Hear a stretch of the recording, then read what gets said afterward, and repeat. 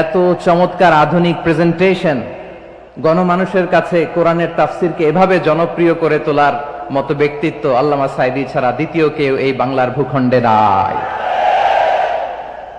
এই যে তাফসিরুল কোরআন, এই যে টার্মিনোলজি, এই টার্মটাই উনি আসলে জনপ্রিয় করেছেন। আমরা আগে জানতাম না যে এভাবে তাফসির করা যায়, এভাবে scientific indications of the Holi কোরআনকে মানুষের কাছে পেশ করা যায়, এভাবে এত জীবন ঘনিষ্ঠ করে, এত ইন্টারেক্টিভ করে কোরআনের কথাগুলো মানুষের কাছে উপস্থাপন করা যায়। উনি অন্যায়ের বিরুদ্ধে সবসময় সোচ্চার ছিলেন, প্রতিবাদী কণ্ঠস্বর ছিলেন। ওনার আলোচনা শুনলে দেহের রক্ত টকবক করে ফুটতে থাকতো। আল্লাহু আকবার, আল্লাহু আকবার, আল্লাহু আকবার।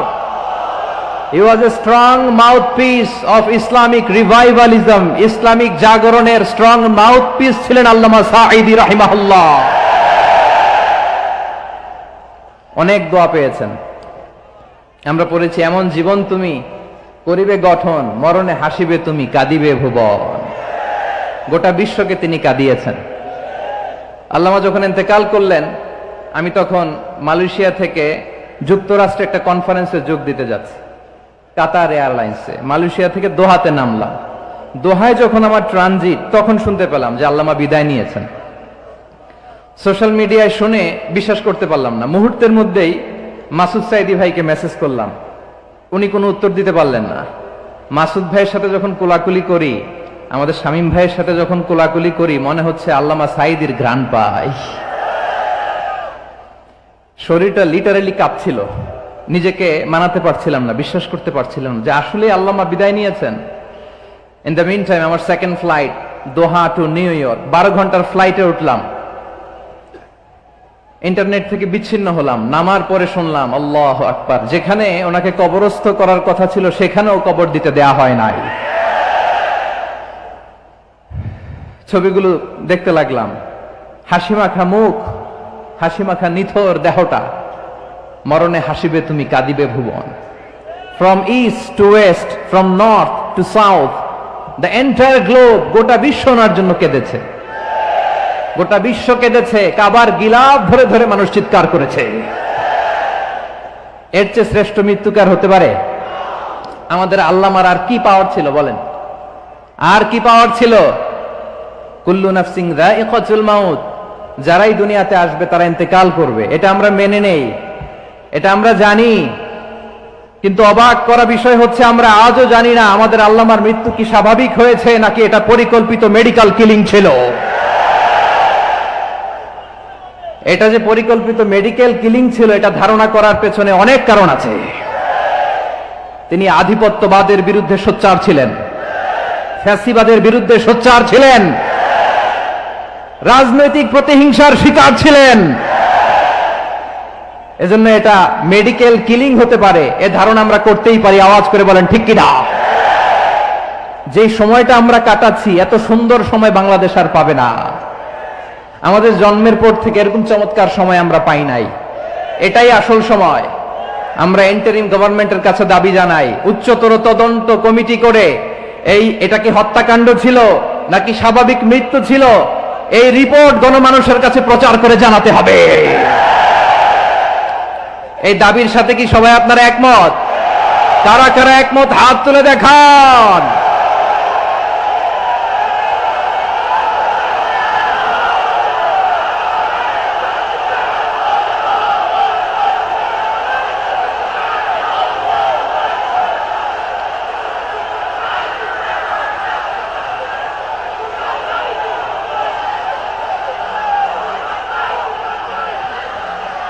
আকবার, আল্লাহু আকবার, আল্লাহু আকবার। গলায় কোনো সুর ছিল না, সুর দিয়ে কথা বলতেন না, কিন্তু এত চমৎকার শব্দের বুনন, এত চমৎকার প্রেজেন্টেশন, এত চমৎকার ভাবে ঐতিহাসিক বর্ণনাগুলো তিনি উপস্থাপন করতেন। মন্ত্রমুগ্ধ হয়ে আমরা আল্লামা লুৎফুর রহমানের কথা শুনেছি। আমরা হযরতুল আল্লাম লুৎফুর রহমান রাহিমাহুল্লাহর জন্য এই বিশাল ময়দান থেকে দোয়া করছি, আল্লাহ তাআলা তুমি তোমার এই খাদেমকে জান্নাতের মেহমান হিসেবে কবুল করে নাও। আরো অনেক আল্লামারা এখানে কথা বলেছেন, বিশেষ করে বাইতুল শরফের মরহুম পীর সাহেব হুজুর থেকে শুরু করে আরো যারা যারা তারকাতুল্য ওলামায়ে কেরাম এই চট্টগ্রামের ময়দানে কথা বলেছেন, আলো ছড়িয়েছেন। আমরা এই লক্ষ লক্ষ তাওহীদি জনতাকে নিয়ে তাদের জন্য দোয়া করছি, আল্লাহ তাআলা ওনাদের জীবনের সকল ভুল ত্রুটি ক্ষমা করে দিয়ে তাদেরকে জান্নাতুল ফিরদাউসের মেহমান বানিয়ে নিক। আমরা এই ঐতিহাসিক প্যারেড ময়দানের প্রোগ্রাম থেকে স্মরণ করতে চাই 24-এর ছাত্র নাগরিক অভ্যুত্থানে আমার যে সমস্ত ছাত্র নাগরিক ভাইয়েরা দেহের তাজা রক্ত বিলি দিয়ে নতুন বাংলাদেশ আমাদেরকে উপহার দিয়েছে। বিশেষ করে আপনাদের এই চট্টগ্রামের শহীদ ফাইসাল, শহীদ ওয়াসিম সহ সকল শহীদকে আল্লাহ তাআলা কবুল করুক, আমরা সবাই পড়ি আমিন। প্রিয় ভাইয়েরা, আমি নগণ্য একজন কোরআনের ছাত্র, এত বিশাল মঞ্চে এত বড় প্ল্যাটফর্মে কথা বলা আমার জন্য সাজে না। তারপরও আমাদের মুরব্বীরা আমাদের ডানে বায়ে বসে আছেন, ওনাদের আদেশ ক্রমে, ওনাদের অনুমতি ক্রমে কিছু কথা আজকের এই ঐতিহাসিক প্রোগ্রামে আপনাদের সামনে উপস্থাপন করার চেষ্টা করব। ওমা তাওফীকি ইল্লা বিল্লাহ। প্রিয় ভাইয়েরা, 5 দিন ব্যাপী এই তাফসীরুল কোরআনের প্রোগ্রামে অনেক ওলামা হযরত কথা বলেছেন। যারা কোরআন সুন্নাহ থেকে আমাদেরকে কোরআনের কথাগুলো শোনালেন, আমরা যেন সেগুলো আমল করতে পারি, আল্লাহ আমাদেরকে তৌফিক দান করুক। শুরুতে আমাদের নিয়তটাকে খালেস করে নেওয়া দরকার। এই যে গ্যাদারিং, এই যে হিউজ শোডাউন, এগুলো যদি আমাদের নিজেদেরকে পরিবর্তন না করে তাহলে এতে কোনো লাভ নাই। জোরে বলেন ঠিক কিনা? এই প্রোগ্রাম যদি আমাদের জীবনকে পরিবর্তন করে, আমাদের চিন্তার ডিএনএ কে চেঞ্জ করে দেয়, তাহলেই চট্টগ্রামের প্যারেড ময়দান সার্থক। আসুন আমরা চিন্তাকে খালেস করে নেই। আমরা সবাই নিয়ত করি যে যতটুকু কথা আমরা কোরআনের আলোকে শুনবো, আমলের নিয়তে শুনবো ইনশাআল্লাহ। বলেন সবাই। আপনারা সবাই ঠিকঠাক আছেন তো? কখন আসছেন? আপনারা সবাই আসছেন কখন? সকালে, কেউ দুপুরে, 9টায়? আল্লাহ আল্লাহ আল্লাহ। দুপুরের খাবার খাওয়ার সুযোগ হয়েছিল? খান নাই? রোজা রাখছেন? আহা, আমি কি দিয়ে বিদায় দেব আমার এই ভাইগুলোরে?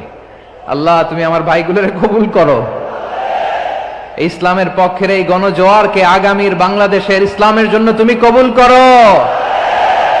যেই ভালোবাসা ইসলামের জন্য হয়, যেই গণজোয়ার কোরআনের জন্য হয়, পৃথিবীর কোন শক্তি দিয়ে সেটাকে আটকানো যায় না। জোরে বলেন ঠিক কিনা?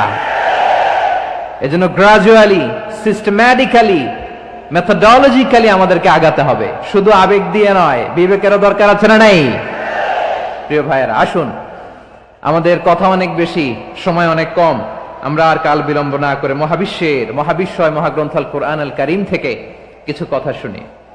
আমি যেই টপিকটা নিয়ে আজকের ঐতিহাসিক চট্টগ্রামের প্যারেড ময়দানের তাফসীরুল কোরআন প্রোগ্রামে আলোচনা করব, সেটা হচ্ছে সূরাতু আন-নাহলের 90 নম্বর আয়াত নিয়ে কিছু কথা আমরা উপস্থাপন করবার চেষ্টা করব ইনশাআল্লাহ।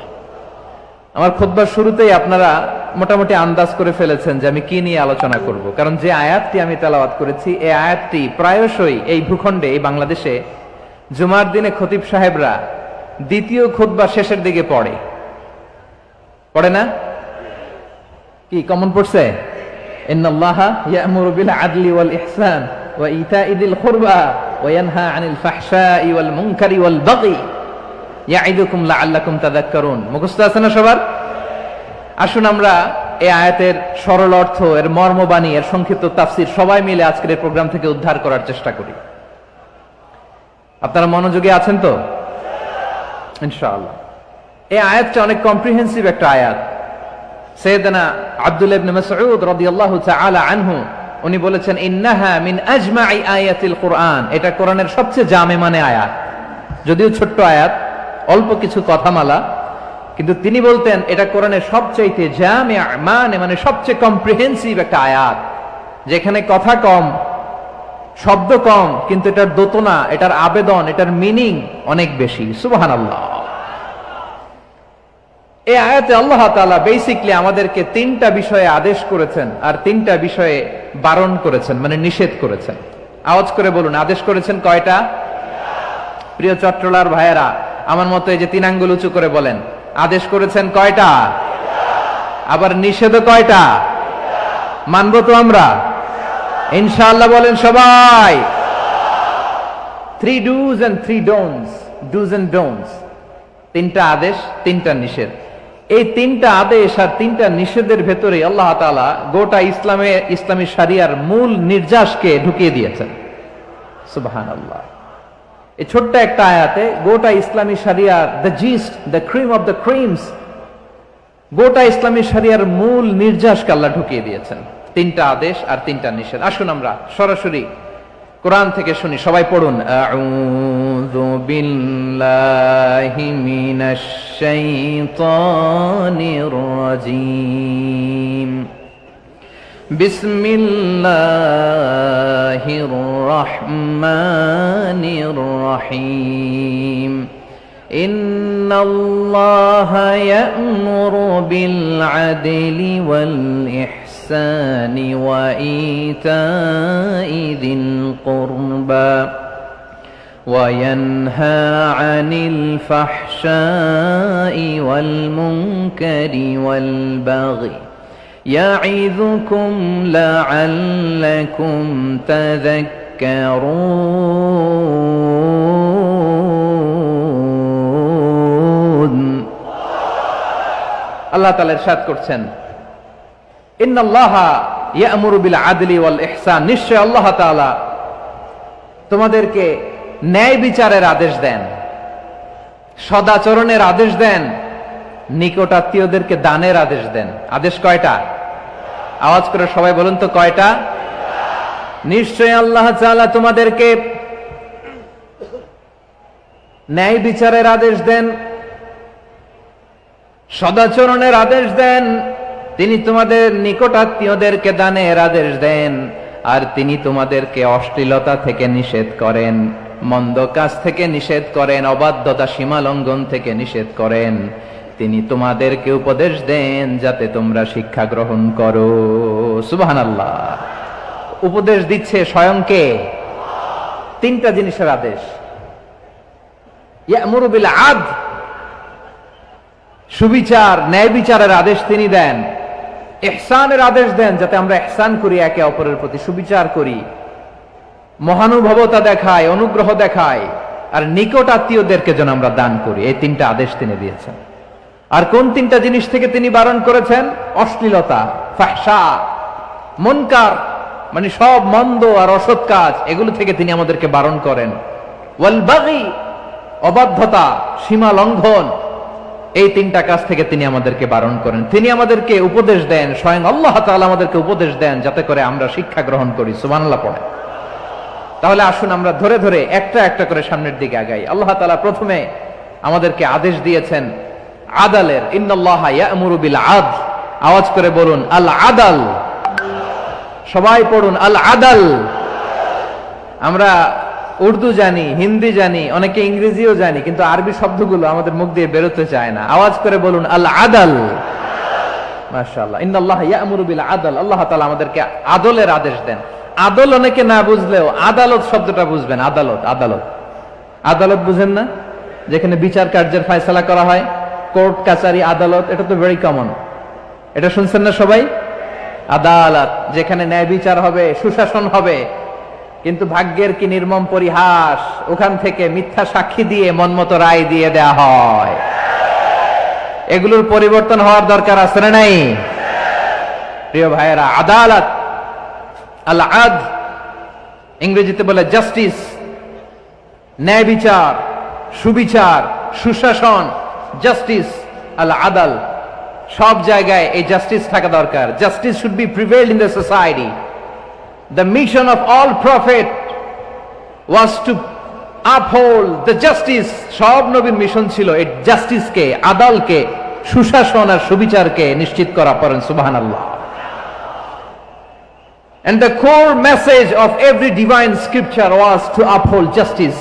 পৃথিবীর সব আসমানি কিতাবের মূল শিক্ষা ছিল এই জাস্টিসকে সমাজে এনশিওর করা, সুবিচার, সুশাসনকে এনশিওর করা। তাহলে প্রিয় ভাইয়েরা,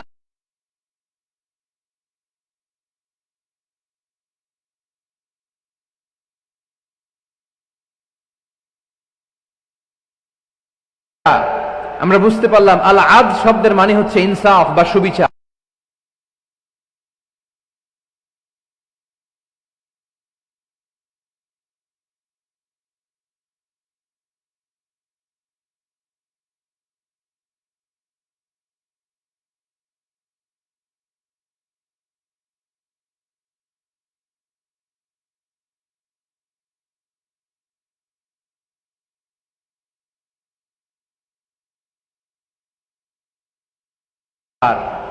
বা ন্যায় বিচার, এটা হচ্ছে একটা general meaning, very general meaning.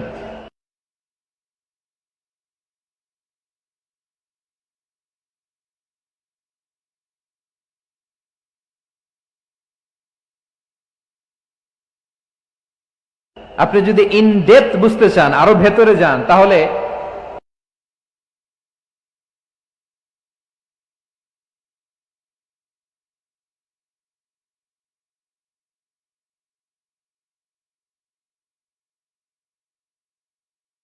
আদল মানে হচ্ছে সমন্বয়, আদল মানে হচ্ছে ভারসাম্য, ব্যালেন্স। আদল মানে হচ্ছে মধ্যম পন্থা।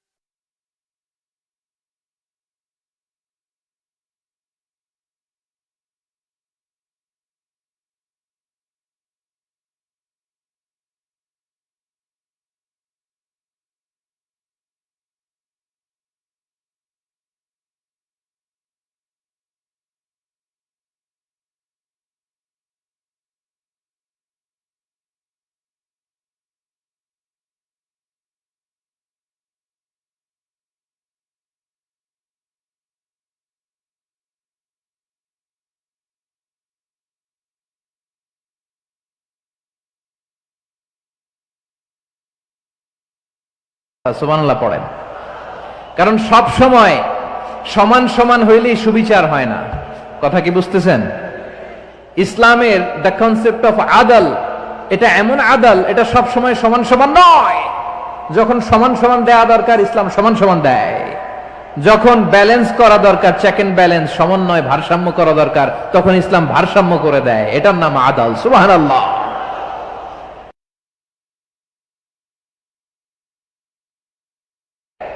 সুবিচার, সুশাসনের নির্দেশনা দেয়। যে সমাজে আদল থাকে না, সেই সমাজে জুলুম মানুষের ঘাড়ে চেপে বসে। আদলের বিপরীত হচ্ছে জুলুম। আদলের বিপরীত কি? জুলুম বা জাওর, অত্যাচার, অবিচার, বৈষম্য। এই যে বৈষম্য বিরোধী ছাত্র আন্দোলন কমন পড়ছে? এই যে একজন সমন্বয় একটু দেখা করলো আমার সাথে। জুলুম মানে হচ্ছে বৈষম্য। বৈষম্যের স্থান ইসলামে নাই, অবিচারের স্থান ইসলামে নাই, জুলুমের স্থান ইসলামে নাই। আল্লাহ তাআলা বলেন যে আমি জুলুমকে নিজের জন্য হারাম করেছি এবং তোমাদের জন্য হারাম করেছি। বিশ্বনবী ফরমান, আল্লাহ তাআলা বলেন হাদিসে কুদসিতে, ইয়া ইবাদি ইন্নী হারামতু যুলমা আলা নাফসি ওয়াজআলতুহু বাইনাকুম মুহাররামান ফালা তাযালামু। আমার গোলামেরা শোনো, নিশ্চয় আমি আল্লাহ তাআলা জুলুমকে আমি আমার উপরে হারাম করেছি, অনুরূপভাবে জুলুম করাকে তোমাদের উপরেও হারাম করেছি। ফলে ফালা তাযালামু, তোমরা একে অপরের সাথে জুলুম করো না। নির্দেশনাটা কার? খবরদার, জুলুমের সাথে আমাদের কোনো সম্পর্ক নাই। আল্লাহ তাআলা আদলের আদেশ দিয়েছেন, আদালতের আদেশ দিয়েছেন, সুশাসনের, ন্যায় বিচারের আদেশ দিয়েছেন। ইন্নাল্লাহা ইয়ামুরু বিল আদল, আমাদেরকে আদল প্রতিষ্ঠা করতে হবে। জুলুমের সাথে ইসলামের কোনো সম্পর্ক নাই। আল্লাহ তাআলা জালিমদের জন্য কঠিন শাস্তি প্রস্তুত করে রেখেছেন। যারা এই আদলকে ভুলুণ্ঠিত করে জুলুমের রাস্তায় হাঁটতে চায়, তাদের প্রাপ্য কিয়ামতের ময়দানে বুঝিয়ে দিবে কে? আল্লাহ তাআলা তাদের প্রাপ্যকে বুঝিয়ে দিবেন। এজন্য বিশ্বনবী বলে, খবরদার, তোমরা ইনসাফ করবে, আদল করবে, জুলুম করবে না। আর যুলমু যুলুমাতুন ইয়াউমাল কিয়ামা, জুলুম কিয়ামতের দিন অন্ধকার হয়ে জালিমের ঘাড়ে চেপে বসবে। আবার বিশ্বনবী বলতেন ইত্তাকি দাওয়াতাল মাজলুম, খবরদার তোমরা মজলুমের কান্নাকে ভয় করো, ফাইন্নাহু লাইসা বাইনাহু ওয়া বাইনাল্লাহি হিজাব, কেননা মজলুমের কান্নার মাঝে আর আল্লাহর আরশের মাঝে কোনো পর্দা থাকে না। বিশ্বাস হয়? এই কথা বিশ্বাস হয়? এর জলজন্ত প্রমাণ তো আমরা নিজেরাই দেখলাম। হ্যাঁ, মজলুমের কান্না ফুলে ফেপে মহিরুহ হয়ে পাহাড়ের মতো হয়ে বিস্ফোরিত হয়ে জালিমের মসনদকে ছারখার করে দিয়েছে। এর প্রমাণ তো আমরা নিজেরাই তো দেখলাম। জালিমের পরিণতি কি হয় আমরা জীবদ্দশাই তো দেখলাম। এমনও কোন জুলুম নাই যে হয় নাই, ঠিক কিনা বলেন? আহারে জুলুম, আহারে জুলুম। রিসেন্টলি আয়না ঘরের কিছু ছবি প্রকাশিত হয়েছে সোশ্যাল মিডিয়ায়, দেখেছেন আপনারা? হ্যাঁ, ছোট্ট একটা জায়গা, স্বাধীন মানুষকে প্রাণীর মতো পাখির মতো খাঁচায় বন্দী করে রেখেছে।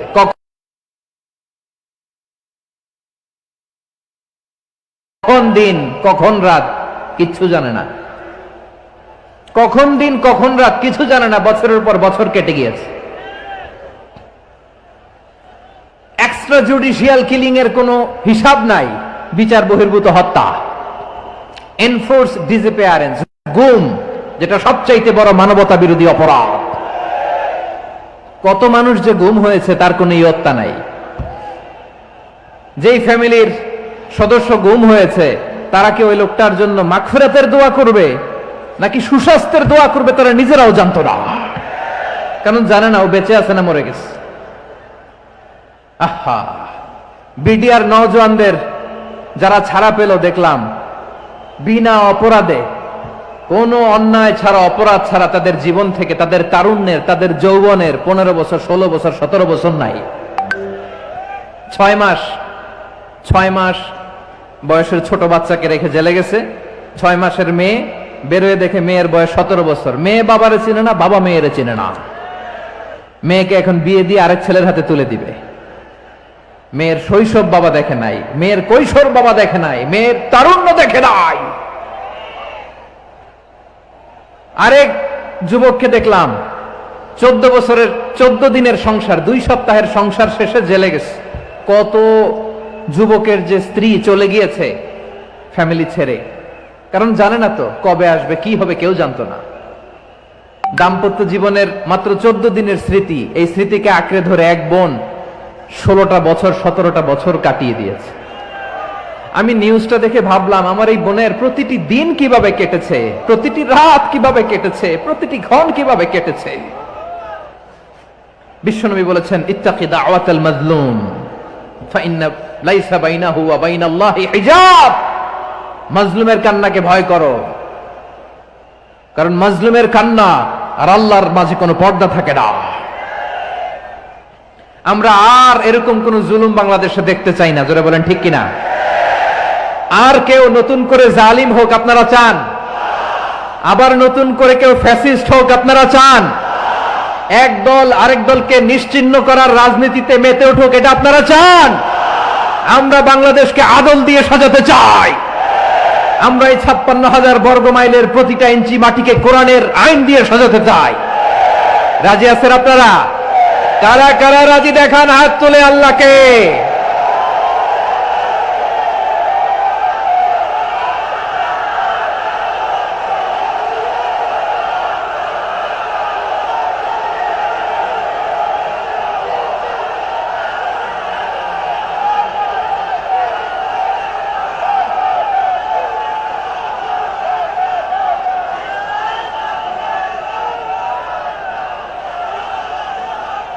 বসুন আমার প্রিয় বীর চট্টলার তৌহিদি মুসলমান, আমরা আর নতুন করে কেউ জালিম হোক এটা চাই না, নতুন করে আবার কেউ ফ্যাসিস্ট হোক আমরা চাই না, এক দল আরেক দলকে নিশ্চিহ্ন করার রাজনীতি করুক আমরা চাই না। আমরা সুশাসনের বাংলাদেশ চাই, আমরা মানবিক বাংলাদেশ চাই, আমরা একটা সমৃদ্ধ বাংলাদেশ চাই, আমরা বিশ্বের বুকে সম্মান নিয়ে মাথা উঁচু করে দাঁড়াতে চাই, ঠিক কিনা বলেন? আল্লাহ বললেন এটা যদি তোমরা চাও একটা সমৃদ্ধ সমাজ যদি বিনির্মাণ করতে চাও, মানবিক সমাজ যদি বিনির্মাণ করতে চাও, আমি তোমাদেরকে সেজন্য প্রথমে আদালতের নির্দেশ দিলাম। ইন্নাল্লাহা ইয়া'মুরু বিল আদল, নিশ্চয় আল্লাহ তাআলা তোমাদেরকে ন্যায় বিচার সুশাসন এটার আদেশ দেন। সুবহানাল্লাহ। আদাল, ন্যায় বিচারের আদেশ আল্লাহ তাআলা কোরআনের বিভিন্ন আয়াতে দিয়েছেন। আল্লাহ তাআলা